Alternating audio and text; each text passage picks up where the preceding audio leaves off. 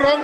If anything wrong, अभी road पर रहे थे सर, इसरो ने please you take your seat. 2019 You take your seat. If ये मुल्ला आतंकवादी है, उग्रवादी है, इसको तो मैं बाहर देखूंगा, बाहर निपटूंगा। इसका मतलब क्या हुआ भाई? ये बेशक से इनसे निपटे या ना निपटे, अब सिलेबस और टॉपिक मिल गया है धर्म के ठेकेदारों को, नफरतबाजों को, जो सारे दिन हिंदू राष्ट्र की मांग करते रहते हैं। वो भी अब नहीं हिचकिचाएंगे इन जैसे लोगों की भाषा और इससे भी उग्र भाषा बोलने के लिए। अभी तक तो हिंदू राष्ट्र की एक तरीके से घोषणा हो रही थी, बजरंग दल वाले और तमाम ये जितने भी संगठन हैं ये हथियार बांट रहे थे, हथियार चलाने के लिए ट्रेनिंग दे रहे थे। और एक चुना हुआ सांसद संसद भवन से, लोकतंत्र के मंदिर से कह रहा है कि ओए मुल्ले, ओए उग्रवादी, तुझे तो मैं बाहर देख लूँगा, बाद में देख लूँगा तुझे। तो भाई साहब, इनके देखने की ज़रूरत नहीं है। इनके नीचे जो लोग बैठे हैं, इनका पूरा तंत्र है, वो अपने आप ही देख लेगा। फिर अकेले इन सांसद साहब को नहीं देखेंगे, जो और भी इस समुदाय से होंगे उनको वो देख लेंगे। अगर दिल्ली दंगों के बाद भी तुम्हें वहाँ की विधानसभा की कुर्सी हाथ नहीं लगी, लोगों को, हिंदुओं और मुसलमानों को मरवाने के बाद भी तुम्हारी राजनीति वहाँ पर काम नहीं कर रही, तुम्हें लग रहा है कि वहाँ पर सांप्रदायिकता हमने कम की, नहीं तो कुर्सी मिल जाती। तो अब ये तरीका है तुम्हारे पास, ये तरीका है सारी की सारी दिल्ली की जो लोकसभा सीटें हैं वो जीतने का, जिसके चलते तुम अपने आप को एक समुदाय का रहनुमा दिखा सको और कह सको कि हम ही मुसलमानों को ठिकाने लगा सकेंगे और हम ही इनका इलाज कर सके हैं। और यही मुस्लिम समुदाय के लोग तो इस देश के असली दुश्मन हैं, देशद्रोही हैं, पत्थरबाज हैं। और एक चुने हुए सांसद जब इस तरह की बातें करता है तो मुझे ये बताइए, कितने लोगों का प्रतिनिधित्व मुस्लिम समुदाय के लोगों का करता होगा दानिश अली साहब? एक लोकसभा में कितने सारी विधानसभा सीटें होती हैं, कितने लाख करोड़ों लोगों तक उसमें होते हैं, उनकी भावनाओं पर क्या असर पड़ेगा? और उनको आतंकवादी और उग्रवादी, ओए कटवे, ओए मुल्ला, ये कहना तो फिर ये सरलीकरण करना हो गया। जितने भी ठेकेदार हैं, नफरतबाज हैं, जो एक चोला ओढ़ लेते हैं कभी लव जिहाद का, कभी गोरक्षा का, कभी हिंदुत्व का, वो तो फिर आराम से इन शब्दों को अब यूज करने लग जाएंगे। आम मुस्लिम व्यक्ति का क्या होगा? अब तक तो शक के आधार पर मारा जा रहा था, आगे आगे तो फिर तो तुष्टीकरण के लिए, अपने दिल की शांतनमा, एक तरीके से मन में शांति पड़ जाए, उसके लिए मुस्लिम समुदाय के लोगों को मारा जाने लगेगा। आप तो रास्ता दे रहे हैं एक तरीके से कि हाँ, हम ही खुद कह रहे हैं, तो भाई साहब तुम क्यों पीछे पड़े हो? तुम भी तो आगे आओ, हमसे कहीं ना कहीं आगे निकलो। एक जनप्रतिनिधि को जो संसद के अंदर बैठा है, उसको तुम कह रहे हो आतंकवादी और उग्रवादी और कटवा और मुल्ला, कि तुम्हें बाद में देख लूँगा, ये शब्द आप उसके लिए इस्तेमाल कर रहे हो। तो जो एक आम मुस्लिम समुदाय का नागरिक होगा, उसकी हालत क्या होगी फिर? कहाँ है इस देश का सुप्रीम कोर्ट?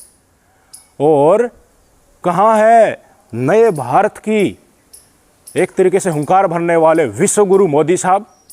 कहाँ है मोदी साहब जो अमेरिका में कहकर आए थे कि हमारे देश में जाति और धर्म के आधार पर कोई भेदभाव नहीं होता? सुना था ना आपने उनका वो बयान। अब कहाँ गए वो मोदी साहब? उन्हीं मोदी साहब के तत्वाधान में स्पेशल सदन बुलाया गया था ये, जिसमें ये महिलाओं का आरक्षण का बिल पास किया गया है। और यहीं पर असली औकात इन्होंने दिखा दे कि इनकी अंदर की मनसा क्या है। मुझे तो बहुत पीड़ा हुई, इससे ज़्यादा भी पीड़ा मुझे हुई तो इनके पास जो सांसद बैठे हुए थे, जब ये स्टेटमेंट ये आए, नफरतबाज सांसद दक्षिण दिल्ली से रमेश बिदूरी दे रहा था, आपकी स्क्रीन पर देखिए किस तरीके से हंस रहे हैं लोग।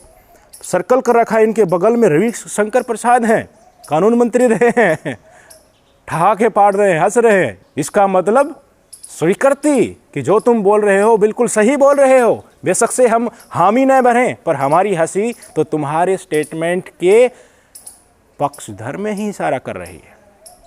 इनके बगल में कौन है भाई? राज्यवर्धन सिंह, ये भी तो मंत्री रहे हैं मोदी सरकार में दोनों के दोनों ठहाके पाड़ रहे हैं। तनी की भी शर्म नहीं है, एक चुने हुए सांसद को इस तरह के शब्द बोले जाते हैं तो उनकी कटाक्ष करनी चाहिए, उनको रोका जाना चाहिए। तो क्या कर रहे हो कि मुस्लिम समुदाय के लोग भी तो हमारे देश के नागरिक हैं। क्या करना चाहते हैं आप इस देश का यार? कहाँ लेकर जाओगे? मुस्लिम समुदाय के एक कांग्रेस के विधायक ने विधानसभा, हरियाणा विधानसभा में बयान दे दिया था मामन खान ने कि अगर मोनू मानेसर हमारे एरिया में अब की बार आएगा तो उसकी प्याज ही फोड़ देंगे। बीजेपी के विधायक ने उनका अपोज के स्टेटमेंट का, तो उन्होंने कहा कि तुम्हारे बस की बात नहीं है, पुलिस भी इन गोरक्षा वालों के साथ मिली हुई है, हमारे लोगों को मारा जा रहा है, फिर भी कंप्लेन दर्ज करके कार्रवाई नहीं हो रही है, तो मैं क्या करूं, मुझे ये बताइए। इनके इस स्टेटमेंट पे कि प्याज सी फोड़ देंगे, आज वो जेल के अंदर है और उनके ऊपर आरोप लगाए जा रहे हैं कि उन्होंने दंगाइयों को साथ दिया था, नू हिंसा करवा दी इनके ऊपर कोई एक्शन होगा? ये इनका जो भाषण था ये संसद की कार्रवाई से डिलीट कर दिया गया है, अभी पब्लिक तौर पर अवेलेबल नहीं है देखने के लिए।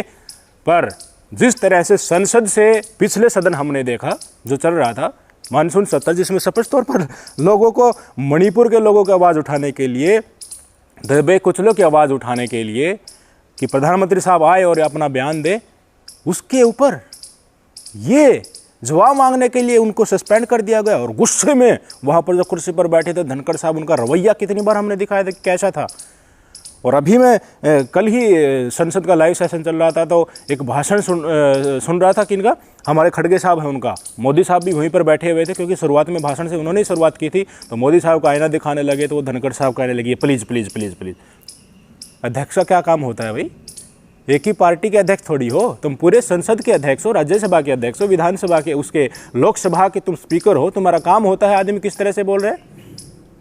अब संसद का सत्र समाप्त हो गया तो कोई एक्शन नहीं, भाषण को डिलीट करवा दिया, ठीक है हमारी पार्टी का संसद है, एक्शन क्यों नहीं लोगे इनके ऊपर?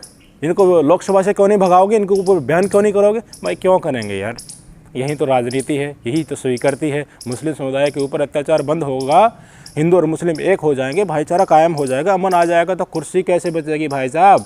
नफरत तो आजकल इंटरनेशनल हो चुकी है, यकीन मानिए। जो कनाडा में जो हो रहा है वो मत सोचिए कि वो एक संयोग है, वो सरासर प्रयोग हो सकता है। आगे आने वाले समय में आपको पता चल जाएगा कि चुनाव आ रहे हैं, वहाँ पर ये दिखाना की कोशिश की जाएगी कि देखिए कनाडा में हिंदू खतरे में हैं, हमारे मोदी साहब इतने बड़े विश्व गुरु हैं कि उन्होंने देखिए कनाडा के ऊपर बैन लगा दिया, कनाडा से कोई लोग भारत में नहीं आ सकेंगे, वीज़ा नहीं उनको मिलेगा। क्या फ़र्क पड़ेगा भाई कनाडा के ऊपर?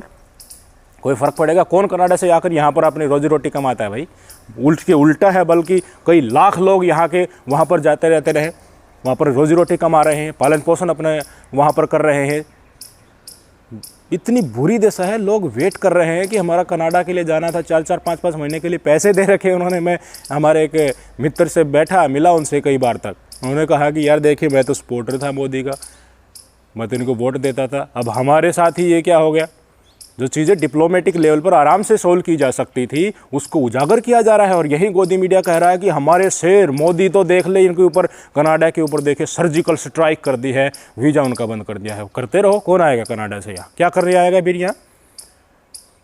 और वहाँ पर बाकायदा जो उनका प्रवक्ता है विदेश मंत्रालय का, बागची साहब है, वो लिखकर दिख रहे हैं कि देखिए ये नंबर है, इनको कांटेक्ट करो अगर आपके साथ दिक्कत हो रही है।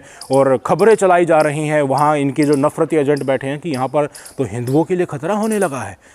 कैसे इस्तेमाल किया जाएगा बताएं इसको? ये चाहते हैं कि हम एक ऑपरेशन चलाएं कि हमने बड़े बड़े देशों को बोलकर कनाडा के ऊपर चाबुक चला दिया, लगाम लगा दी और वहाँ से सारे हिंदुओं को सेफली निकाल लाए। वहाँ पर सिचुएशन कैसी ही नॉर्मल हो, इनको उससे मतलब नहीं है भाई साहब। चुनाव आ रहे हैं, इनको ये दिखाना है कि हम ही हिंदुओं के ठेकेदार हैं। और बहुत ही पिन पॉइंट के तहत काम किया जा रहा है। गोदी मीडिया पूरे टीवी चैनल में गुब्बारे के साथ भर रही है हवा कि मोदी साहब तो देखिए हमारे हिंदुओं के लिए कुछ भी कर देंगे, कनाडा को सर्जिकल स्ट्राइक कर दी, उनको उन्हीं की भाषा में सबक सिखा दिया। भाई साहब नफरत की राजनीति इंटरनेशनल हो चुकी है।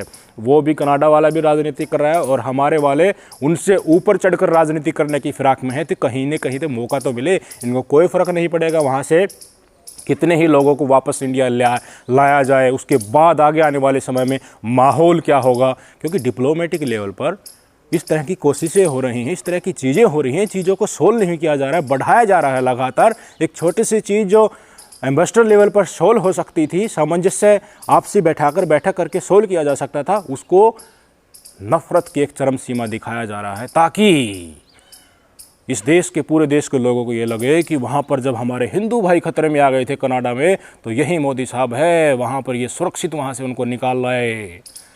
होंगी ये कोशिशें देखना।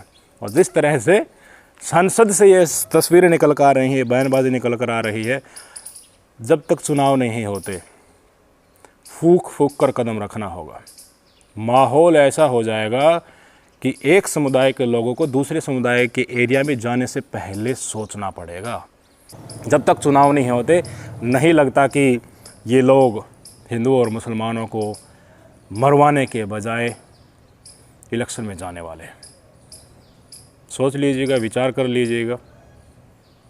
कोई सांसद आवाज़ उठाने के लिए आज जेल में है तो कोई खुलेआम चुने हुए मुस्लिम समुदाय के सांसद को कटवा, मुल्ला, उग्रवादी, आतंकवादी बोल रहा है और भारतीय जनता पार्टी के मंत्री उनके बगल में बैठकर हंस रहे हैं। यही तो है नया भारत।